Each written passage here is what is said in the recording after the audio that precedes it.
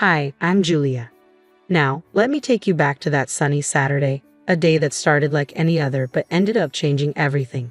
As I pulled into my brother Ethan's driveway, a mix of excitement and nerves bubbled up inside me. It had been a while since the whole family gathered, and I was eager to see everyone, especially since I'd just landed my new job as a manager at a top marketing firm. I had come straight from picking up some last-minute supplies, my old 2002 blue sedan packed with bags of chips and homemade salsa. The car wasn't much to look at, but it was mine, paid off and reliable.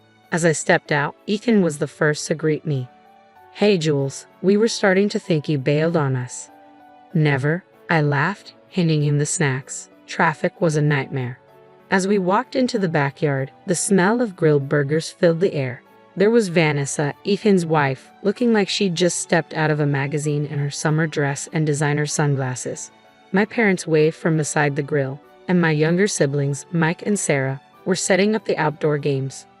Finally, the guest of honor arrives. Vanessa called out, loud enough for the neighbors to hear. She glanced at my car parked next to their brand new SUV. "Couldn't you park that relic around the block, Jules? It's killing my view." A few of my cousins chuckled, and I tried to brush it off with a smile. "Well, it gets me from A to B." "Oh honey," Vanessa sighed, sipping her cocktail. "You really should treat yourself. You're a manager now, aren't you? Act like it." I started to respond, but Vanessa had already moved on, gathering people for a game. I stood there, her words steaming. Ethan caught my eye, his face apologetic. He shrugged, mouthing, "Don't let her get to you." The afternoon wore on with the usual barbecue fun. I mingled, played games, and tried to keep the mood light, but Vanessa's words nagged at me. It wasn't just about the car, it was her subtle way of reminding me where I stood in her world. Later, as we all sat down to eat, the conversation buzzed with updates on everyone's lives. I shared the news about my new job, earning congratulations and questions from family members. Vanessa, meanwhile, seemed oblivious to the bombshell I was about to drop. "So, Julia," she said with a smirk, "must be a big step up from your old gig, huh? Hopefully, they're paying you enough to get rid of that car soon." She nudged Ethan, grinning. Before I could reply, my mom spoke up. "We're all proud of Julia. She's worked hard for this." The meal continued, filled with laughter and stories, but the tension simmered beneath the surface. As the sun set and people started saying their goodbyes, I helped clean up, the weight of Vanessa's arrogance and the looming reality of Monday morning filling my thoughts. Little did she know, the tables were about to turn. Walking into the sleek glass building on Monday, my stomach flipped with nerves. First days are always nerve-wracking, but this wasn't just any first day. I was stepping into a managerial role at one of the most prestigious marketing firms in the city. The receptionist greeted me with a bright smile as I passed through the lobby. "Good morning, Julia. They're ready for you upstairs." Stepping out of the elevator, I was met with a round of applause from my new team. Mr. Carter, the director, shook my hand warmly. "Everyone, let's officially welcome Julia as your new project manager." The room buzzed with cheers and polite clapping. Scanning the faces, my eyes landed on Vanessa. Her applause was slow, her smile tight. She hadn't known I was going to be her boss until this very moment. "Let's catch up after this, Julia," Vanessa said, her tone a mixture of surprise and forced cheerfulness. "Sure, let's do that," I replied calmly, keeping my voice professional, masking the swirl of emotions inside. As the team settled in, I took my place at the head of the conference table and outlined the morning's agenda. Vanessa's eyes remained glued to her notepad, scribbling furiously, avoiding my gaze. When the meeting wrapped up, the team dispersed, but Vanessa lingered, her steps hesitant. "Julia, about the barbecue. I hope there are no hard feelings," she said softly, her voice a stark contrast to her usual boldness. "Vanessa, let's keep our focus on work. Personal matters stay outside these walls," I replied, offering her a polite but distant smile. "Of course, you're right," she nodded, her eyes darting away, unable to fully mask her unease. Over the next few days, I dove deep into project files and performance reports. Vanessa's work stood out, though not for good reasons. There were discrepancies in her project timelines and budget allocations that didn't add up. During our one-on-one meetings, I addressed them head-on. "Vanessa, I've noticed some discrepancies in the Smith account. Can you walk me through your process here?" "Sure, it's probably just minor oversights. You know how it goes with deadlines and all." she laughed nervously, fidgeting with her pen. Minor or not, accuracy is crucial. We can't afford these slips, especially with high-profile clients. Let's go over this together, shall we? My tone was firm, leaving no room for excuses. Yes, absolutely, she replied, her fingers trembling slightly as she tapped on her keyboard. It quickly became clear that Vanessa had been cutting corners, her work just barely skimming acceptable standards. Each session with her revealed more gaps, and I documented everything meticulously, preparing for the inevitable. Vanessa, based on these reviews, I see a pattern of oversight that we need to correct immediately, I stated during our next meeting, laying out the discrepancies. I understand, Julia. I'll tighten things up. Thanks for pointing these out, she replied, her voice a mix of gratitude and discomfort. I nodded. Let's ensure it doesn't continue. Our clients and our team rely on our diligence. As she left my office, the weight of her situation seemed to settle on her shoulders. For me, it was about protecting the integrity of our work, but I couldn't deny the faintest twinge of satisfaction knowing that in its own way, justice was being served. The following Monday, I arrived early, feeling the heightened stakes, not just for me, but for Vanessa too. I could sense the pressure on her as she approached my office, clutching her oversized designer bag and a stack of files, her heels clicking against the polished floor. Got a minute? I beckoned her in, my tone purposeful. Sure thing, she replied, smoothing her blouse as she sat down. I'm putting you in charge of the Henderson project. It's small but crucial. Think of this as an opportunity to really showcase your skills. Explained, laying out the project details in front of her. Vanessa's eyes flicked up, a mix of nervousness and excitement dancing in them. Really? I mean, thanks, Julia. I won't let you down. I nodded, watching her closely. I'll be guiding you through it, but I want to see what you can do when you're leading.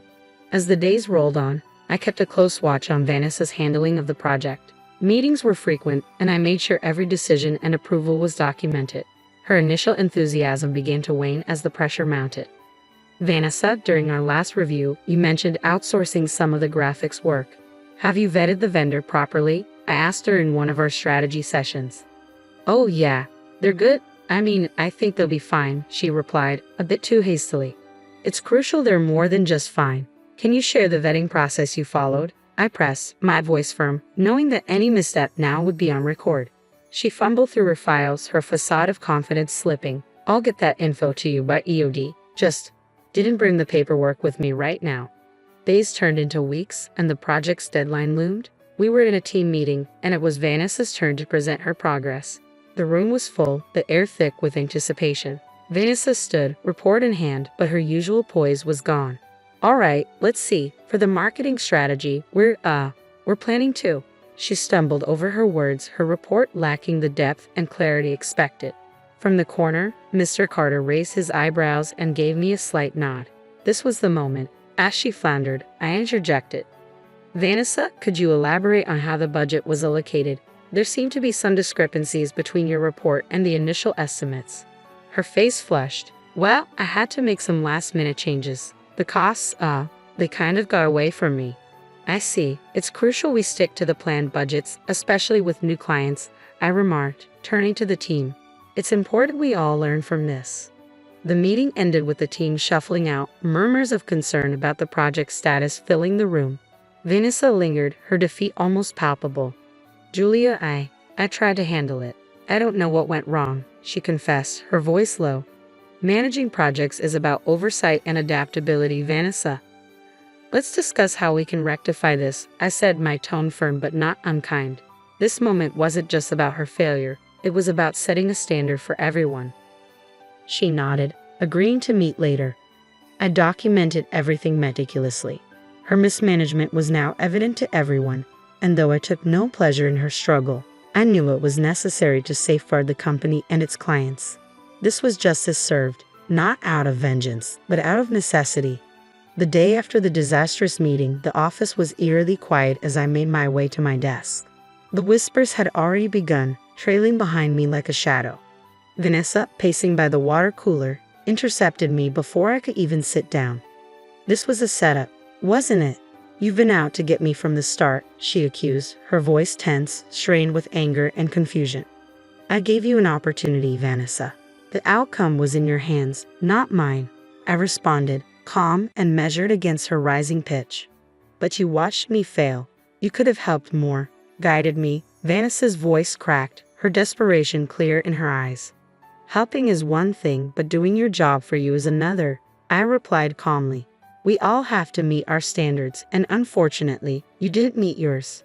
She scoffed, throwing her hands up. So that's it, huh? You're just going to watch me go down?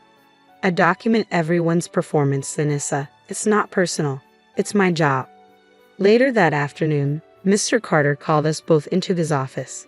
The atmosphere was thick, almost suffocating, as Vanessa and I sat across from him. He laid out the papers I had compiled, her mismanaged budgets, unvetted vendors, and timeline discrepancies. After reviewing the evidence and considering Julia's observations, we decided it's best for the company that we part ways with you, Vanessa, Mr. Carter said. Her face went pale, her previous fire extinguished by the weight of the decision.